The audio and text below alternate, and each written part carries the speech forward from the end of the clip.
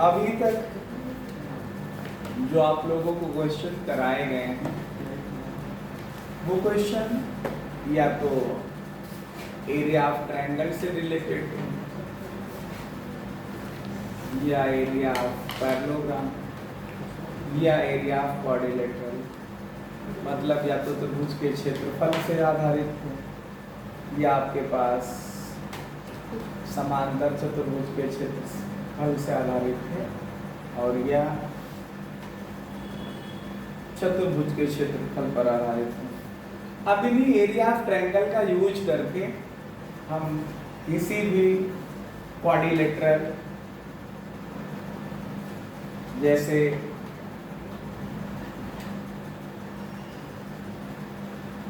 Rectangle है, square है, rhombus है, पैरेललोग्राम है, कम से कम इन चार का तो हम हाइट भी निकाल सकते हैं। उसी कड़ी का एक क्वेश्चन है हम आपके बीच लाए हैं, आप लोग लिखेंगे मेरे साथ। If the points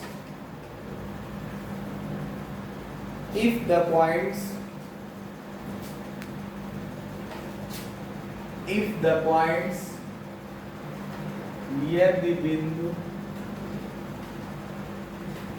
A 1, -2 B 2, 3 1, -2 B 2, 3 C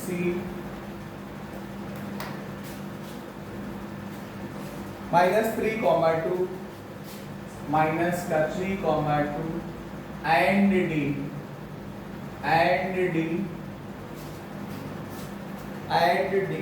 -4, -3 -4, -3 are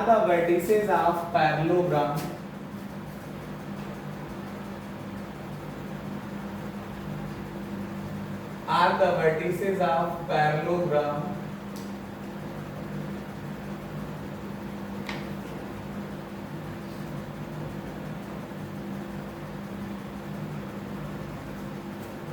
then find the height of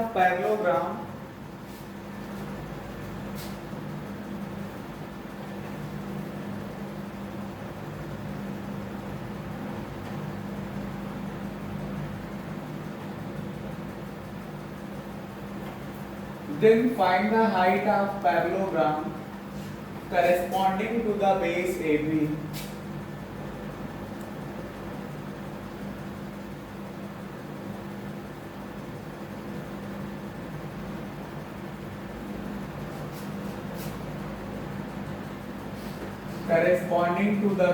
AB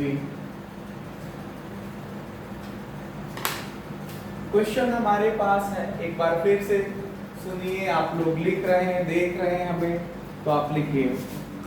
लिखा है if the points A 1, -2 B 2, 3 C -3, 2 and D -4, -3 are the vertices of parallelogram then find the height of parallelogram corresponding to the base AB ABCD corresponding to the base AB। इसी को मैंने हिंदी में translate कर दिया कि हमारे पास जो बिंदु A B C D हैं ये समांतर चतुर्भुज के वर्टेक्स हैं, मतलब शीर्ष हैं। तो कह रहे हैं कि जो आपके पास साइड AB होगी, भुजा AB होगी, उसके करस्पॉन्डिंग मतलब संगत जो समांतर चतुर्भुज की ऊंचाई है मतलब हाइट है वो फाइंड करिए, मतलब निकालिए, ज्ञात करिए। इसका एक रफ फिगर हम आपके सामने समझाएंगे, पहले इसको समझिएगा आप लोग। कंसीडर करता हूं कि ये मेरे पास एक पैरेललोग्राम है, ये पैरेललोग्राम ABCD नाम का है, एक रफ फिगर हम तैयार कर रहे हैं, ठीक है।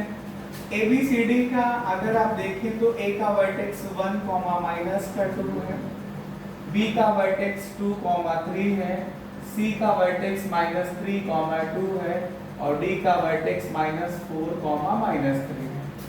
-4, -3 बात समझ पा रहे हैं आप लोग? अब कहा जा रहा है कि AB को बेस मानिए और इसके करस्पॉन्डिंग हाइट आप फाइंड करिए। तो देखो किसी साइड पे अगर आप परपेंडिकुलर ड्रा करोगे या ऊंचाई या लंब ड्रा करोगे, खींचोगे तो उसे ऊंचाई कहेंगे, हाइट कहेंगे। तो AB के करस्पॉन्डिंग अगर आप वर्टेक्स देखो तो D है, D से आप इस पे खींच दो क्या, परपेंडिकुलर। नाम देना हो तो दे दो आप इसे, इसको DE कह दो। तो आपको ये DE की हाइट, DE की लेंथ निकालना है। DE की लेंथ को आप h मान सकते हो, तो आपको h निकालना है। h निकालने के लिए क्लास 9th को हम आपको याद दिलाएंगे। क्लास 9th में जब क्वाड्रिलेटरल या चतुर्भुज नाम का लेसन हम पढ़ते थे तो वहां पे 4 लोगों के एरिया के बारे में मैंने पढ़ा था। पहला एरिया ऑफ रोम्बस पढ़ते थे 1/2, 1/2 प्रोडक्ट ऑफ इट्स डायगोनल, मतलब 1/2 दोनों विकर्णों का गुणनफल। दूसरा पढ़ते थे स्क्वायर का अगर एरिया, वर्ग का क्षेत्रफल पढ़ते थे तो साइड स्क्वायर पढ़ लेते थे या भुजा का वर्ग। तीसरा पढ़ते थे हम लोग अगर आयत या रेक्टेंगल का एरिया या क्षेत्रफल की बात करते थे तो वहां लेंथ इनटू ब्रेड्थ पढ़ लेते थे। चौथा पढ़ते थे हम लोग क्या, कि हमारे पास जब एक पैरेललोग्राम होगा, मतलब समांतर चतुर्भुज होगा, तो इसके एरिया का फार्मूला पढ़ते थे base into corresponding height, base into corresponding height. अगर बेस को AB मानोगे तो इसके करस्पॉन्डिंग हाइट क्या कहलाएगी, DE कहलाएगी। अगर कहीं क्वेश्चन ऐसा आ जाता कि आपको बेस मानना होता BC, तो BC के अपोजिट साइड AD है, AD से आप इस पे फिर परपेंडिकुलर ऐसे ड्रा करते, देख पा रहे हैं, ऐसे आप क्या करते, जब BC के लिए निकालते तो ये हाइट का काम वर्टेक्स से अपोजिट साइड पे परपेंडिकुलर ये डालते, तो ये जो DF होगा जा करके ये इसके लिए हाइट का काम करता है। ठीक है, अब आपको पता है कि एरिया का कैलकुलेशन चाहे जिस मेथड से किया जाए, क्षेत्रफल निकालना है उसमें मेथड चाहे जो लगाओगे वैल्यू तो बदलेगी नहीं बदलेगी। तो अगर हम देखें कि एरिया ऑफ पैरेललोग्राम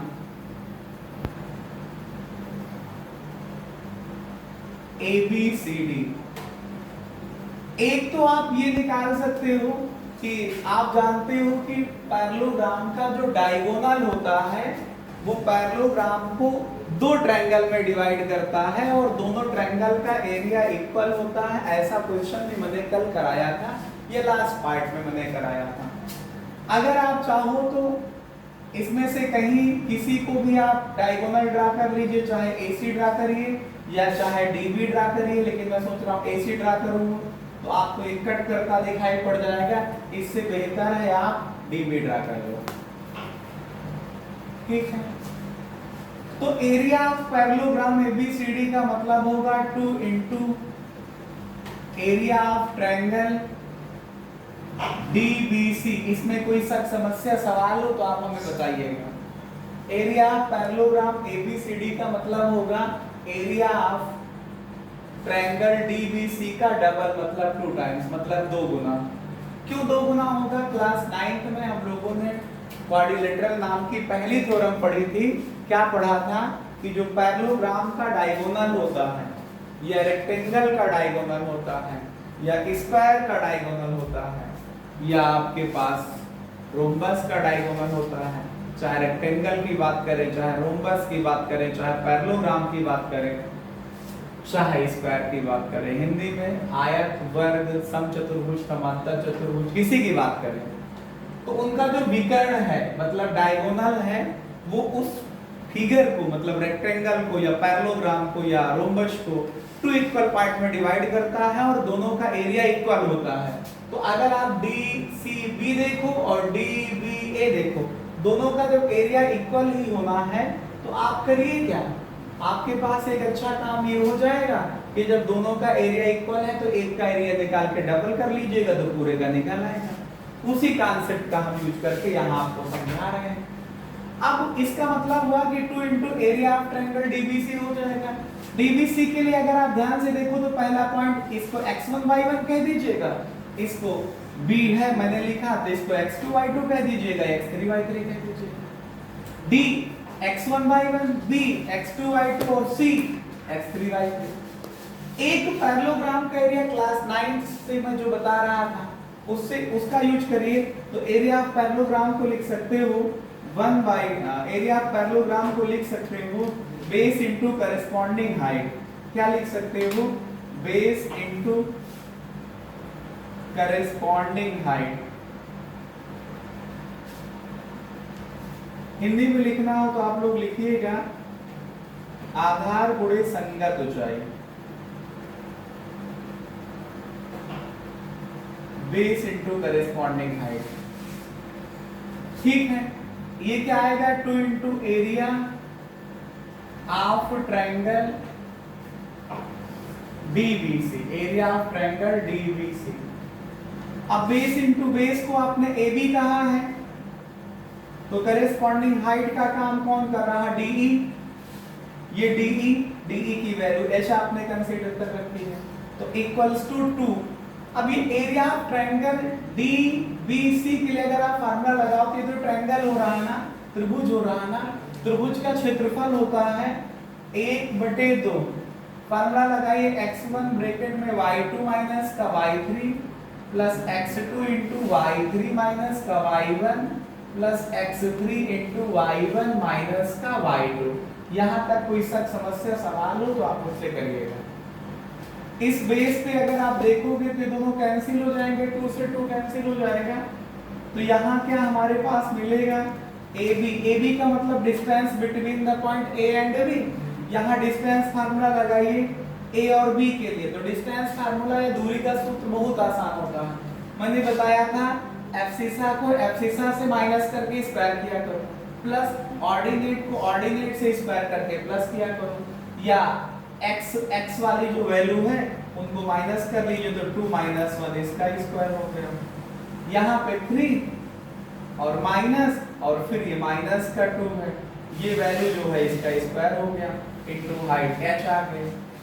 इसमें DBC में मैंने कहा था ये वाला पॉइंट आपका x1 y1, ये वाला पॉइंट आपका क्या होगा? x2 y2 और ये C वाला पॉइंट क्या हो जाएगा? x3 y3 होगा। यहाँ पे वैल्यू पुट कर लीजिए, ये क्या आ रहा है? x1, चाहे तो आप इस ब्रैकेट को हटा दीजिए क्योंकि इसके पहले 1 बचा है, 1 से मल्टीप्लाई करने पे कोई फर्क नहीं पड़ेगा तो ब्रैकेट हटा भी सकते हैं। तो यहाँ लिखिए x1 का मतलब माइनस का 4 इंटू y2 का मतलब 3 आया माइनस y3 का मतलब 2 आया प्लस x2 का मतलब हमारे पास 2 है, y3 का मतलब 2 है माइनस y1 का मतलब माइनस का 3 है प्लस x3 की वैल्यू माइनस का 3 है into y1 minus y2, y1 की वैल्यू माइनस का 3 माइनस y2 की वैल्यू माइनस कर। एक बार फिर से देखिए वैल्यू पुट करना। आपने ये लिखा x1 माइनस का 4, x1 की वैल्यू माइनस का 4 ब्रैकेट में कितना y2 माइनस y3, y2 की वैल्यू 3 माइनस y3 की वैल्यू 2 मैंने यहाँ पे रख दिया प्लस x2 की वैल्यू 2 है। फिर आगे क्या हुआ आपके पास y3 माइनस का y1 तो y3 की वैल्यू 2 रखा, माइनस का साइन लगाया, y1 की वैल्यू माइनस कर दी है प्लस x3 ये लिखा x3 की वैल्यू देखा तो माइनस का 3 है। फिर ब्रैकेट में y1 का मतलब माइनस का 3 भी बीच का है, माइनस का साइन लगा दिया, y2 की वैल्यू हमारे पास 3 है। हम इसको सॉल्व करते हैं। देखिए इसको सॉल्व कर लीजिए, समझिएगा थोड़ा मेहनत से देखिए। 2 - 1 का स्क्वायर करोगे तो 2 - 1 1 आएगा, उसका स्क्वायर, ये 3 आया माइनस माइनस प्लस 2 आया इसका स्क्वायर इनटू h, ये माइनस का 4 आया, इस ब्रैकेट को सॉल्व करिए 3 माइनस का 2 1 आएगा प्लस का 2 आया, इसमें ब्रैकेट को देखिए 2 माइनस माइनस प्लस 2 प्लस 3 5 आ जाएगा और ये प्लस माइनस माइनस और -3 माइनस का 6 हो जाएगा। आप इसको सॉल्व कर लेंगे बस। अगले पेज पे मैं चल रहा हूँ, 1 का स्क्वायर 1 आया, 3 + 2 5 आया, उसका स्क्वायर करेंगे तो ये 25 आएगा और ये 1, तो अंडर रूट के अंदर आ जाएगा हमारे पास 26, अंडर रूट के अंदर आ जाएगा 26 इंटू अंडर रूट से बाहर h होगा, यहाँ पे सॉल्व करिए, ये आएगा आपके पास माइनस का 4 प्लस ये आपके पास आएगा 5 2 10, और ये दोनों माइनस माइनस से प्रोडक्ट करोगे, मल्टीप्लाई करोगे तो प्लस 18, 6 3 18, 18 और 10 28, 28 से 4 घटा दोगे तो प्लस का 24 बचेगा, अंडर रूट 26 इंटू एच, तो h निकालोगे तो 24 बटे अंडर रूट 26 आ जाएगा, यूनिट लिख सकते हो या इकाई, या अंडर रूट नीचे से हटाना हो तो आप लोगों को इसको रेशनलाइज करने के लिए, इसका परिमीकरण करने के लिए अंडर रूट 26 के ऊपर नीचे मल्टीप्लाई कर सकते हो, ठीक है। आगे आप यूनिट लिख दीजिए या इकाई, तो ये 24 गुणे अंडर रूट 26 और नीचे रूट 26 मतलब 26 हो जाएगा। आप इसको और हल कर सकते हो, 2 से काट दो तो ऊपर 12 बचेगा, नीचे 13 बचेगा, अंडर रूट 26 आ जाएगा, यूनिट या इकाई। तो इस तरह से एक ऐसे क्वेश्चन को हम लोगों ने सॉल्व किया जिसमें एरिया ऑफ पैरेललोग्राम के दो फार्मूले लगाने पड़े। एक एरिया ऑफ पैरेललोग्राम का जो फार्मूला मैं अभी यहाँ समझा रहा था, या आज के पहले जो मैंने समझाया था, वर्टेक्स जब आपको x1 y1 x2 y2 x3 y3 x4 y4 given होते हैं तो निकालने का तरीका होता है कि एक डायगोनल को ड्रा कर लीजिए, डायगोनल को ड्रा करने के बाद क्या करिए, दो ट्रायंगल में कन्वर्ट हो जाता है।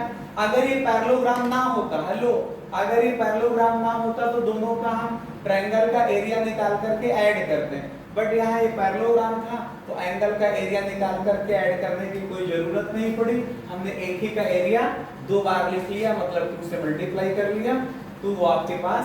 और दूसरा हमने क्लास 9th में जो एरिया पैरेललोग्राम में समांतर चतुर्भुज का फार्मूला पढ़ा था, क्या पढ़ा था, बेस इनटू करेस्पॉन्डिंग हाइट या आधार गुणे संगत ऊंचाई, दोनों फार्मूलों का साथ साथ यूज किया और कैलकुलेट करके मैंने हाइट रख दी, ठीक है। ऐसे ही क्वेश्चन आपको और मिलेंगे, देखते रहिए गैलेक्सी क्लासेस।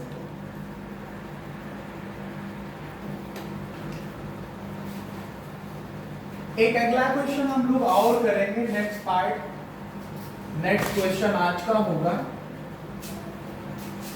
आप लोग क्वेश्चन लिखिए, if A X comma Y, if A X comma Y, if A X comma Y B 1, 2, if A X comma Y B 1, 2 and C 2, 1 are the vertices of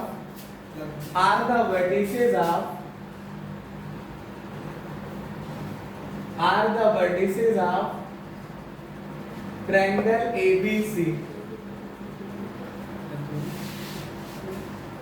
are the vertices of triangle ABC,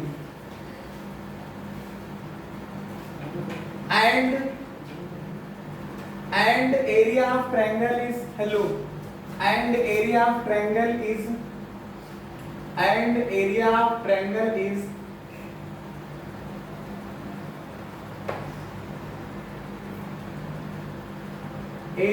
triangle is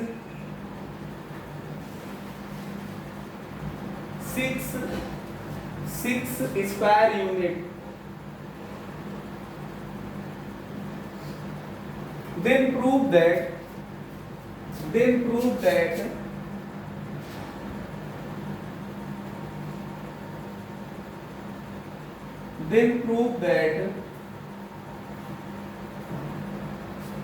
x plus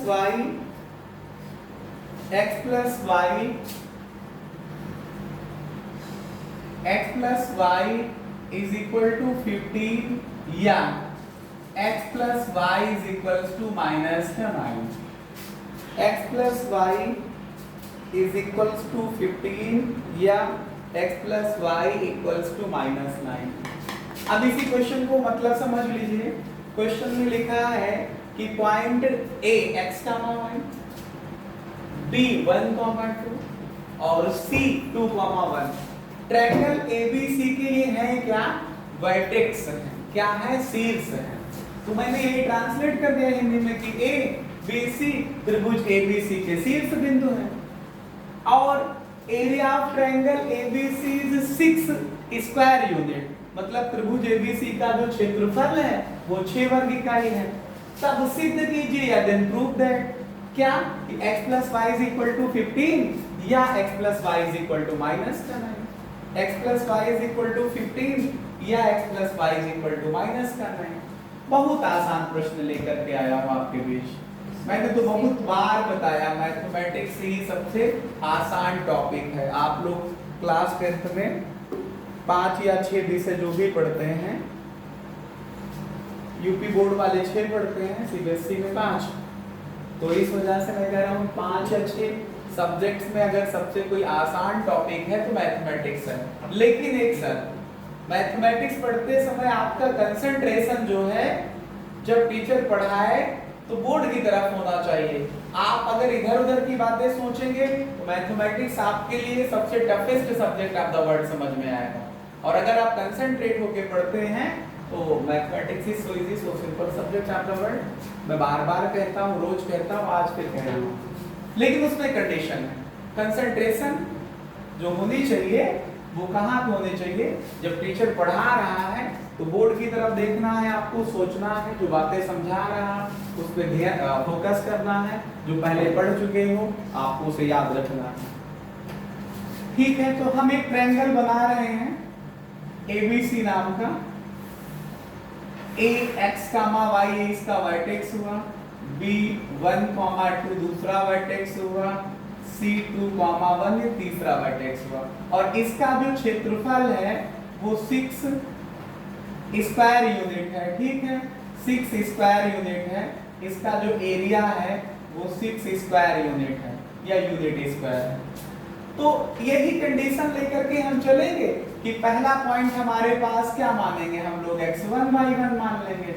दूसरे point को क्या मान लेंगे? x2 y2 मान लेंगे। तीसरे point को क्या मान लेंगे? x3 y3 मान लेंगे। ठीक है, हियर यहाँ पर क्या लिखा है? यहाँ पर क्या लिखा है हमारे पास? क्या?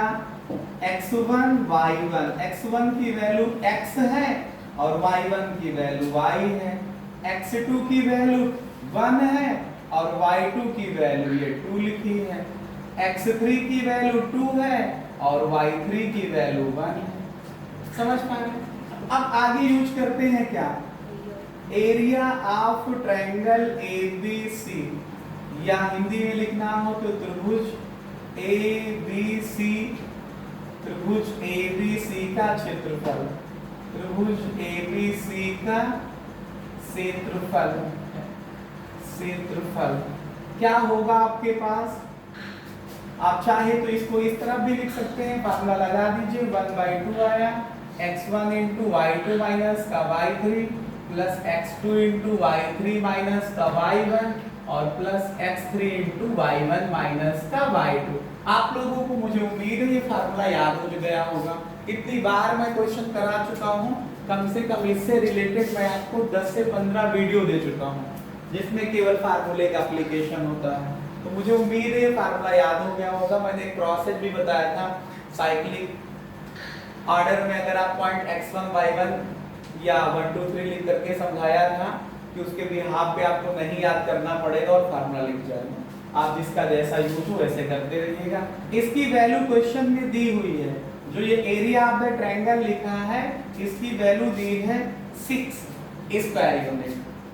तो ये इसकी वैल्यू मैंने लिखी 6, आगे इक्वल का साइन है तो इक्वल लगा दिया, 1/2 आया। फिर कर्ली ब्रैकेट में x1 का मतलब हमारे पास क्या है? ये देखिए x लिखा है इनटू y2 माइनस का y3, 2 माइनस 1 आ गया, प्लस x2 1 आया। x2 के आगे आपको क्या लिखना है? y3 माइनस का y1, y3 1 है माइनस y1 y है, प्लस x3 की वैल्यू 2 आ गई इनटू y1 माइनस का y2, तो y माइनस का 2 आ गया, y माइनस का 2 आ गया। इसको आप चाहो तो पूरे के 2 डिवीजन में था ये, इसको ट्रांसफर कर दीजिए तो मल्टीप्लिकेशन में हो जाएगा, 6 दूनी 12 हो जाएगा। यहाँ पे ध्यान से देखिए, ये आपके पास क्या लिखा है, ये लिखा है 2x, 2 माइनस 1 1x आएगा, 2 माइनस 1 का मतलब 1x, इसको देखिए तो माइनस का y आएगा, ये कितना आएगा, माइनस का y आ जाएगा। इसको मल्टीप्लाई करिए तो प्लस का 2y आ जाएगा, 2y आ जाएगा और माइनस का 4 आ जाएगा। इसमें कोई समस्या हो तो बताइएगा आप लोग। ये 1x यहाँ से, ये 1 माइनस का y है ना, आप लोग ध्यान से देखिए, इसको थोड़ी सी गलती कर रहे हैं हम लोग। ये हमारे पास ये 2 माइनस 1 1x, 1x आया मतलब x आ गया, 1 से 1 में मल्टीप्लाई करिए 1 आएगा, 1 से माइनस y में तो माइनस का y आएगा। ये प्लस का आया 2y और ये आया 2 माइनस का 2 माइनस का 4 हो जाएगा। इसको और ध्यान से देखिए, सॉल्व करिए तो आया है कितना, 12 equals to x plus y और माइनस का 3, x प्लस y और माइनस का 3। देखिए x, ये दोनों को सॉल्व करिए, प्लस y और माइनस का 3 दोनों को सॉल्व करने का।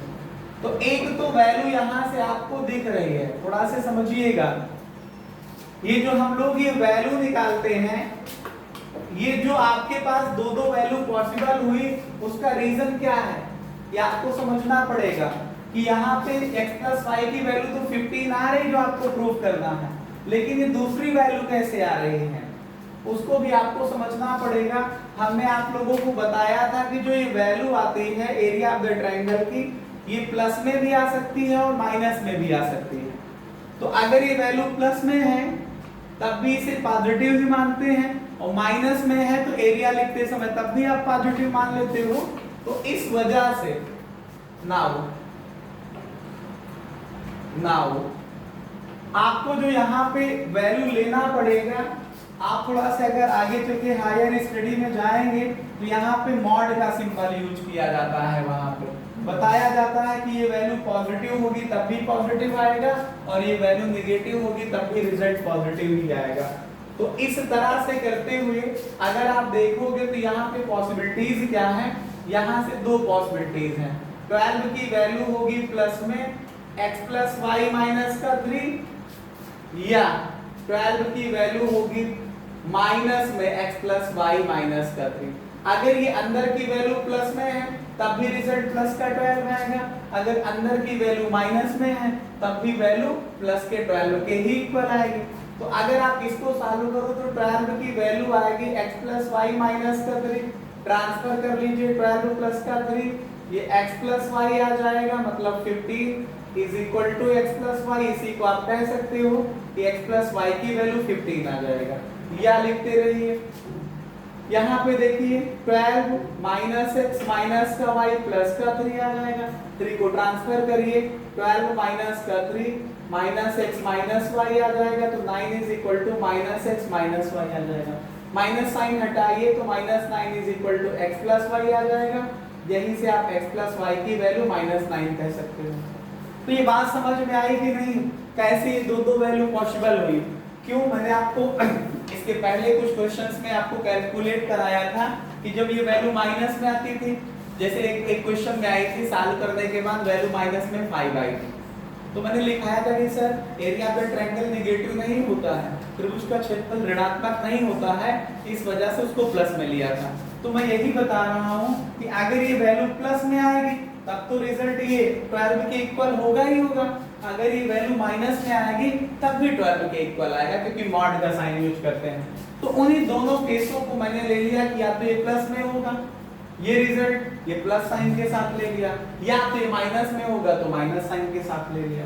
दोनों पॉसिबिलिटीज को मैंने सॉल्व कर दिया। फिलहाल आपने जितने भी क्वेश्चन किए हैं उस तरह का ये पहला टॉपिक है, पहला क्वेश्चन है जिसमें ये पूछा गया था, दो दो पॉसिबिलिटीज पूछ ली गई हैं।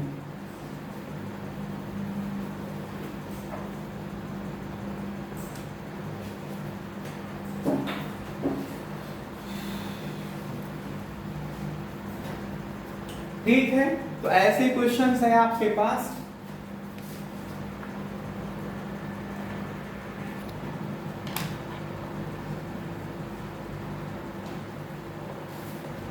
coordinate of the point A, B and C respectively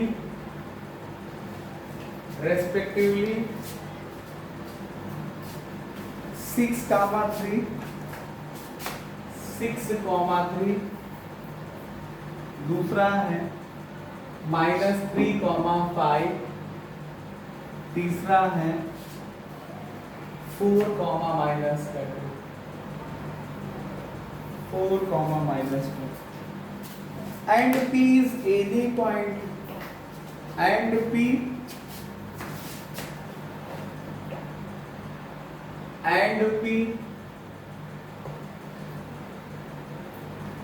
x, y is any point. any point का मतलब कोई बिंदु है. Then so that the ratio of area of the triangles PBC area of triangle PBC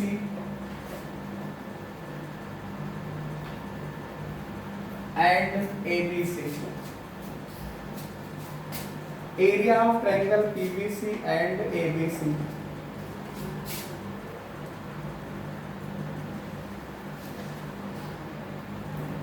ये देखो mod symbol का use कर दिया गया अभी मैं जिसका जिक्र कर रहा था x प्लस वाई माइनस का 2 x प्लस वाई माइनस का 2 अपान 7 या रेशियो 7 जो भी लिखना हो लिख लीजिए. तो क्वेश्चन है अच्छा. आप जैसे जैसे आप आगे बढ़ रहे हो गहराई में पहुंचते चले जा रहे हो क्वेश्चन की. अभी तक क्वेश्चन ऐसे होते थे कि केवल आपको कोलिनियर प्रूफ करना होता था. अभी तक कुछ क्वेश्चन ऐसे होता था जिसमें वर्टेक्स दिए होते थे तो सीधा आपको निकालना क्या होता था वर्टेक्स की बेस पे आप निकाल लेते थे जा करके. वर्टेक्स के बिहाफ पे आप लोग कैलकुलेट कर लेते थे. किसकी वैल्यू को कैलकुलेट करते थे? आप कैलकुलेट कर लेते थे. किसका? आप कैलकुलेट करते थे कि जो आपके पास अगर वर्टेक्स हैं दिए हैं तो आप निकालते थे ट्रायंगल का एरिया या त्रिभुज का क्षेत्रफल. अब हम कुछ बढ़ते बढ़ते आज ऐसे क्वेश्चनों की तरफ बढ़ गए हैं जिसमें दो दो ट्रायंगल आएंगे. कभी कभी पैरेललोग्राम ऐसा बना जिसमें हाइट तक पूछ ली गई. इसके पहले क्वेश्चन में मैंने आपको बताया कि जब आपके पास एरिया ऑफ द ट्रायंगल पता है तो वर्टेक्स का रिलेशन पूछा गया. अब एक ऐसा क्वेश्चन आया है मेरे पास जो थोड़ा से अगर आप देखोगे तो ट्रिकी क्वेश्चन है. जैसे कैसे मैंने मान लिया ये हमारे पास कोई ट्रायंगल है, ये हमारे पास कोई ट्रायंगल है, ये A है, ये B है, ये C है. A का वर्टेक्स है 6,3, B का वर्टेक्स है -3,5 और C का वर्टेक्स है 4,-2. क्वेश्चन में लिखा है the point ABC, the coordinate of the point ABC are 6,3, -3,5 and 4,-2 respectively. मतलब क्रम से लिखा है. जो पहले लिखा है ये A का वर्टेक्स या A का कोऑर्डिनेट है, ये B का कोऑर्डिनेट है, ये C का कोऑर्डिनेट है. और कह रहे हैं कि P कहीं पे भी कोई पॉइंट है. P is any point. P is any point. P कोई भी बिंदु है. इसी प्लेन पे, इसी तल पर, इसी बोर्ड पे कोई पॉइंट P है. अब हमको नहीं पता P कहाँ पे, लेकिन हम थोड़ा से फिगर को अच्छा दिखाने के लिए हम पॉइंट P को इधर मान लेंगे कहीं पे. क्योंकि अगर इधर मानेंगे ट्रायंगल बनाएंगे तो आपके पास फिगर गंदा सा दिखाई पड़ने लगेगा. तो हम नहीं चाह रहे हैं ऐसी समस्या से आप जूझो. तो मैंने P को चलो यहाँ पे मान लिया, इसको मिला दिया तो एक ये ट्रायंगल बन गया. बना ट्रायंगल. अब इन्होंने कहा क्या कहा कि क्या फाइंड करना है. कहा कि एरिया ऑफ ट्रायंगल PBC का रेशियो निकालना है एरिया ऑफ ट्रायंगल ABC के साथ. आप लोग समझ पा रहे हैं PBC का रेशियो निकालना है ABC के साथ. तो बहुत आसान सा तरीका है. देखिए समझिए इसको. एरिया ऑफ ट्रायंगल निकालने का बहुत आसान सा तरीका है. क्या आसान सा तरीका आप लगा सकते हो. आप इसको ये कह सकते हो कि sir area of the triangle PBC में तीनों वर्टेक्स पता है और हम वही जब 3 वर्टेक्स पता होते हैं तो एरिया ऑफ द ट्रायंगल का फार्मूला 1/2 ब्रैकेट में x1 into y2 minus y3 plus x2 into y3 minus y1 plus x3 into y1 minus y2 उसका यूज कर देंगे। वही हाल ABC के लिए कर सकते हो। ABC में कैलकुलेशन से अगर आपको बचना है, अगर आप लोगों को कैलकुलेशन से बचना है तो ये देख सकते हो कि क्या है, राइट एंगल ट्रायंगल है लेकिन उसमें थोड़ा से काम ज्यादा आ जाएगा। इस वजह से आप एरिया ऑफ द ट्रायंगल का ही फार्मूला दोनों में लगाओ। ये आया PBC के लिए, ध्यान से समझिएगा। पहला x1 1/2 लिखोगे, कर्ली ब्रैकेट में क्या, PBC के लिए मैं बात कर रहा हूं, एक ही लाइन में लिखने जा रहा हूं। P का मतलब पहला पॉइंट ये x1 y1 तो आप लिखते हो x1 into ये B का मतलब x2 y2 और C का मतलब x3 y3। P B C x1 y1 x2 y2 x3 y3 तो y2 क्या आया 5 माइनस y3 क्या आया माइनस का 2 प्लस x2 माइनस का 3 फिर क्या y3 माइनस y1 ये y3 हुआ ये y1 हुआ जाकर के प्लस x3 मतलब 4 y1 minus y2 y1 minus y2 तो y माइनस का 5 आ जाएगा। इसमें कोई समस्या सवाल हो तो आप लोग पूछते करिएगा। अब यही काम मैं एरिया ऑफ ट्रायंगल 1/2 के लिए करने जा रहा हूं। देखो ये क्वेश्चंस अगर आपको लगता है कि 2 नंबर का है तो आप ऐसे कर लीजिए। अगर आपको लगता है ये क्वेश्चन 4-5 नंबर का पेपर में पूछा जाता है तो दोनों का अलग अलग निकालिए बढ़िया से। एरिया ऑफ ट्रायंगल ABC के लिए बढ़िया से लिखिए यहाँ पर या here x1 y1 x2 y2 x3 y3 और फिर PBC के लिए भी वैसे निकालिए, फिर बाद में रेशियो ले लीजिए। लेकिन अगर मान लो क्वेश्चन ही 2 नंबर का केवल है, 2 मार्क्स का है और आप 4 पेज भर चुके हो पहले से ही, मिलना 2 ही है तो टाइम भी ज्यादा लगेगा उसमें। तो मैंने कहा था कंसंट्रेट होकर के क्वेश्चन को सॉल्व करिए। 2 नंबर का है तो 4 लाइन में खत्म करेंगे और अगर 5 नंबर का है तो 4 पेज में खत्म करेंगे, ठीक। लेकिन अगर कह रहे हो कि सर क्या मैंने ऐसे कर दिया और 4 नंबर मिलेंगे फिर भी, लेकिन इसमें गलती के चांस ज्यादा है। अगर आपकी सावधानी थोड़ी सी भी हटी तो सोच लो कैलकुलेशन गलत हो जाएगा। इसी वजह से मैं बार-बार फोकस करता हूं कि मैथमेटिक्स पढ़ते समय या पढ़ाते समय आपका फोकस क्वेश्चन पे पूरी तरह से कंसंट्रेट होना चाहिए, स्टूडेंट को, टीचर को, इस पे क्वेश्चन। तो एरिया ऑफ ट्रायंगल ABC के लिए 1/2 x1। अब ध्यान से देखिएगा, मैं ABC की बात कर रहा हूं। ये x1 y1 ये x2 y2 और ये x3 y3 है ABC। तो पहले लिखेंगे हम लोग x1, फिर आएगा y2 माइनस y3 तो 5 माइनस 2 प्लस x2 माइनस का 3, फिर आएगा हमारे पास कितना y3 minus y1 minus 2 minus 3, फिर आएगा प्लस x3 कितना 4, ब्रैकेट में आएगा y1 माइनस y2 तो y1 ये है और y2 ये है तो 3 माइनस का 5 कर्ली ब्रैकेट। ये 1/2 दोनों का कैंसिल हो जाएगा। हाँ एक काम कर सकते हो, आप मॉड का यूज कर सकते हो। ये दूसरा आप तक कभी किसी क्वेश्चन में आपने मॉड का यूज नहीं कराया, मैं बाद में लिख देता था कि सर एरिया किसी का नेगेटिव नहीं हो सकता है, किसी त्रिभुज का क्षेत्रफल ऋणात्मक नहीं होता है अगर ये प्लस में आएगा, अतः ये प्लस में आएगा। अगर आपको उस समस्या से बचना है तो पहले ही मॉड लगा दीजिए। समझ रहे हैं? तो इसको कैलकुलेट करिए, मॉड ऑफ ये देखिए x, यहां पे समझिएगा 5 प्लस का 2 आ जाएगा, यहाँ पे माइनस का 3 और ये -2 में मल्टीप्लाई करोगे तो आप लोगों का, चलिए अगले स्टेप में कर देंगे मल्टीप्लिकेशन, -2 माइनस y लिखिए प्लस का 4 इंटू वाई माइनस का 5, ये ब्रैकेट क्लोज कर लीजिए और फिर पूरे का मॉड। नीचे ऐसे ही 6 आया, ये 5 प्लस का 2 आ जाएगा, प्लस माइनस का 3 आया, -2 -3 माइनस का 5 आ जाएगा, प्लस 4 आया, 3 माइनस का 5 माइनस का 2, ये मॉड ले लीजिए। अब आप इसको देखिए, समझिएगा, ये 7x मल्टीप्लाई करिए 7x आ जाएगा, ये 3 दूनी 6 प्लस का 6 आ जाएगा, माइनस माइनस प्लस का 3y आ जाएगा, और यहाँ से प्लस का 4y आ जाएगा, और माइनस 4 पंचे 20 आ जाएगा।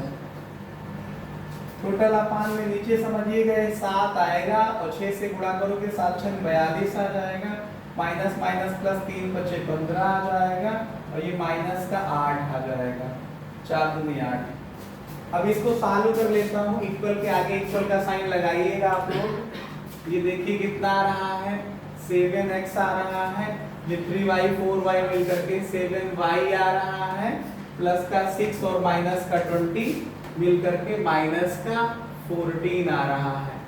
टोटल के अपान में कितना आ रहा है, ये आपके पास 42 और ये 8, इसमें 15 से 8 घटा लीजिए, 7 बचेंगे, 42 में जोड़ लीजिएगा तो 49 आ जाएगा।